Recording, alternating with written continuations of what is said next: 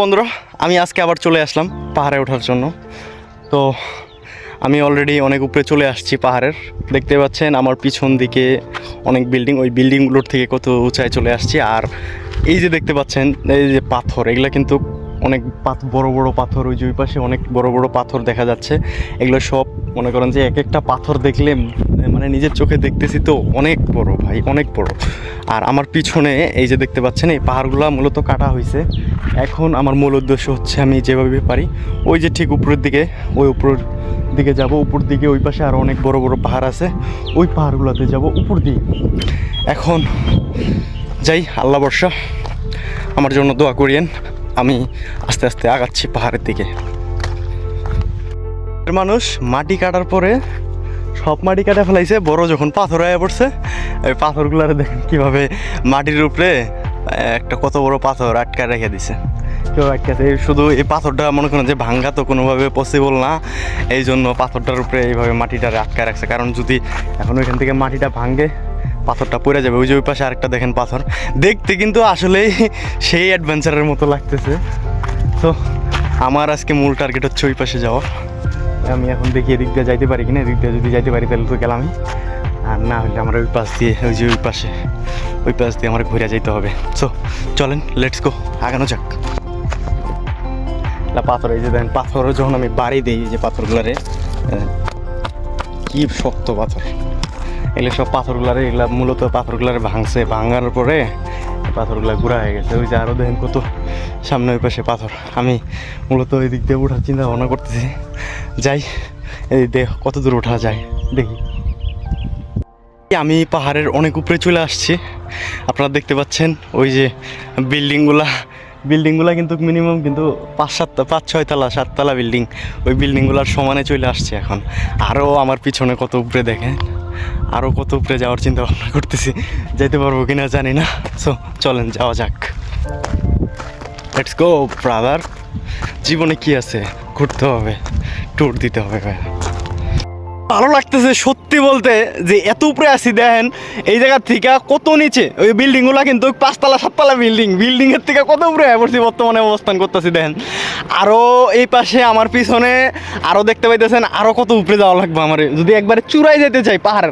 এখান থেকে মানুষগুলো যে নিচে যে মানুষ গাড়ি ঘোড়া চলতেছে, ওই যে রাস্তা দিয়ে দেখা যাইতেছে, ওই গাড়িগুলো মানুষগুলো মনে হইতেছে যে পিঁপড়ার মতন এখনই মনে হইতেছে। আর ওই জায়গায় গেলে মানুষ তাহলে কী হইতে পারে বুঝেন। দেখেন একটা জিনিস, আপনার ভিউগুলো দেখেন, এই যে প্রত্যেকটা বিল্ডিং 5 তলা 7 তলা বিল্ডিং, এই বিল্ডিংগুলোর থেকে কত উপরে আছে একটা জিনিস চিন্তা করেন, পাহাড়টা কত বড়।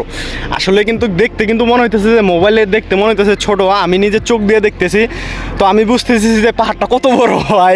ভাই অন্যরকম একটা ফিলিংস কাজ করতেছে মনের ভিতরে। যাক, সামনে আমি আরও উপরে উঠবো। ওই পাশ দিয়ে দেখতে পাচ্ছেন, ওই পাশ দিয়ে সামনের দিকে আগাইতেছি, ওই পাশ দিয়ে আরও সামনে উপরে উঠবো, যত দূর যাওয়া যায়। এক কথাই আমি আজকে যাব, ঘুরতে হবে ভাই, জীবনে ঘুরতে হবে। কি আছে জীবনে বলতে ভাই, আমার শরীরে কিন্তু প্রচুর পরিমাণে ঘাম পড়তেছে। অলরেডি গেঞ্জি ভিজা গেছে ভিজতে। আপনারা দেখতে পাচ্ছেন নিচের যে ভিউটা কত সুন্দর লাগতেছে ভাই, নিজের চোখ দিয়ে দেখতেছি তো। মোবাইলে আসলে আমি বুঝাইতে পারতেছি কি না জানি না, তবে নিজের চোখ দিয়ে দেখতেছি এত পরিমাণে ভালো লাগতেছে যে মনে হইতেছে যে পাহাড়ে ওঠার শখ মিটে গেছে এক কথাই। এই যে আপনারা দেখতে পাচ্ছেন আমার নিচে, এটা কিন্তু এক ধাপ, এরকম আরও 5-6টা ধাপ আছে। ওই যে দেখেন ওই যে নিচে জঙ্গল, এই জঙ্গলের নিচ দিয়ে ওই যে মোটরসাইকেল চলতেছে কত নিচে ভাই। একটা জিনিস চিন্তা করা যায়, এখান থেকে যদি একটা দোতলা বিল্ডিং ধরেন, মিনিমাম 20 তলা হইব, 20 তলা 25 তলা বিল্ডিংয়ে উপরে আছে। আরও উপরে যাবো ভাই, ওই যে পিছনে দেখতে পাইতেছেন রাস্তা, এটা দিয়ে আরও উপরে গেছে। আমি আরও উপরে যাওয়ার চেষ্টা করবো আজকে। চিন্তা ভাবনা আছে একেবারে ওই চূড়ায়ও যাবো, একদম চূড়ায় যাবো। এতদিন অনেক চেষ্টা করছি পাহাড়ে ওঠার জন্য, এতদিন পারি নাইকা। আজকে ইনশাল্লাহ স্বপ্নটা পূর্ণ করবো, যা আছে নসিবে।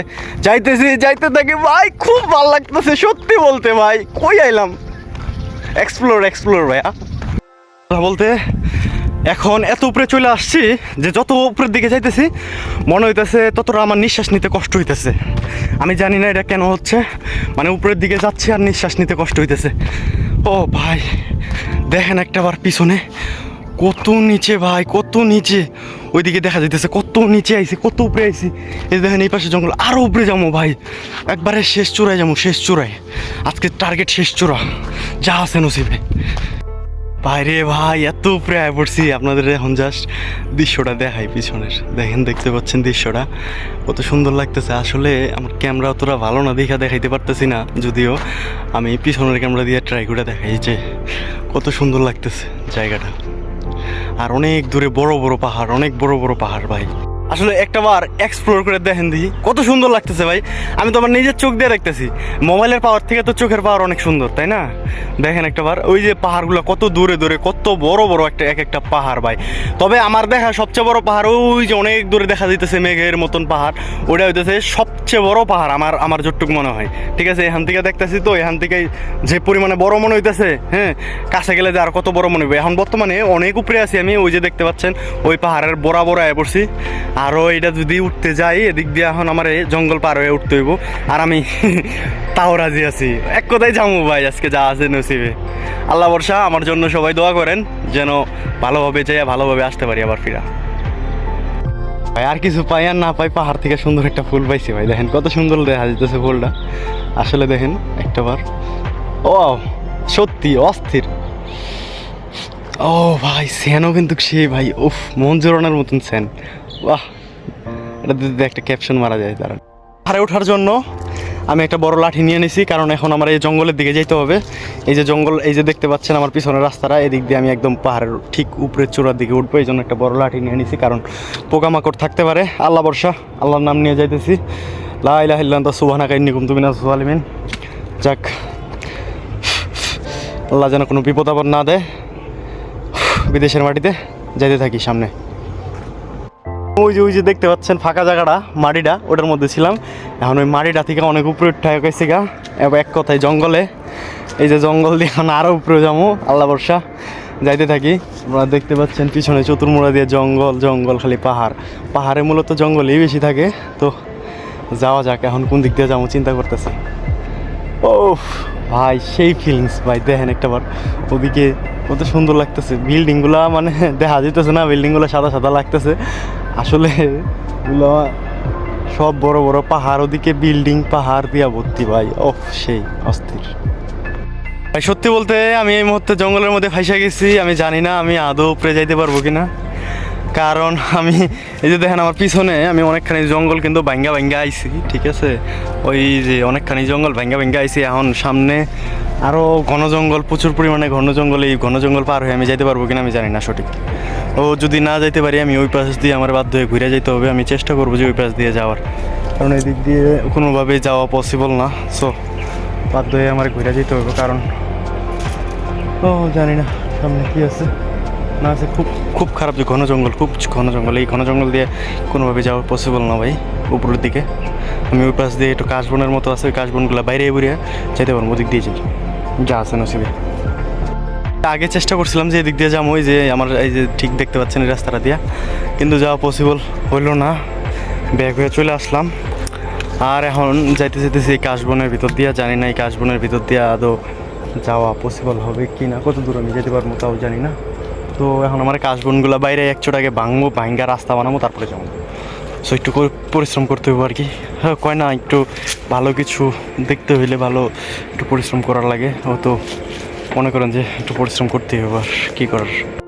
তো এই দেখেন এই যে এই জঙ্গল ভাঙ্গা এটা দিয়ে রাস্তা বানাইলাম। ঠিক আছে, ওই লাঠি দিয়ে বাইরে বাইরে রাস্তা বানাইয়া এখন আস্তে আস্তে উপরের দিকে ওঠার চেষ্টা করতেছি। এগুলো হলো মূলত কাশবনগুলোরে ভাঙ্গা উপরের দিকে ওঠার চেষ্টা করতেছি। এই যে সামনে আরও অনেক উপরে আরও বেশি কাশবন, ঘন কাশবন, এগুলোও ভাঙ্গুম ভাঙ্গা। এদিক দিয়ে আমার মনে হচ্ছে এদিক দিয়ে যাওয়া ইজি হইব, কারণ এদিক দিয়ে আমি অনেক জঙ্গল কম দেখতে পাইতেছি। সো চলেন আগানো যাক। আমার শরীর দিয়ে বর্তমানে চপচপে ঘাম পড়তেছে, কারণ আমি অনেকখানি জঙ্গল ভাঙ্গা আমার পিছনে দেখতে পাইতেছেন। আমি রাস্তা বানায় অনেকখানি জঙ্গল ভাঙ্গা আমি অনেক উপরে উঠে গেছি। আর বেশি উপরে নাই, অল্প একটু উপরে যাইতে হবে। ওই যে দেখতে পাইতেছেন ওই জায়গায় যাইতে পারলে আমি পাহাড়ের চূড়ায় পৌঁছাবো।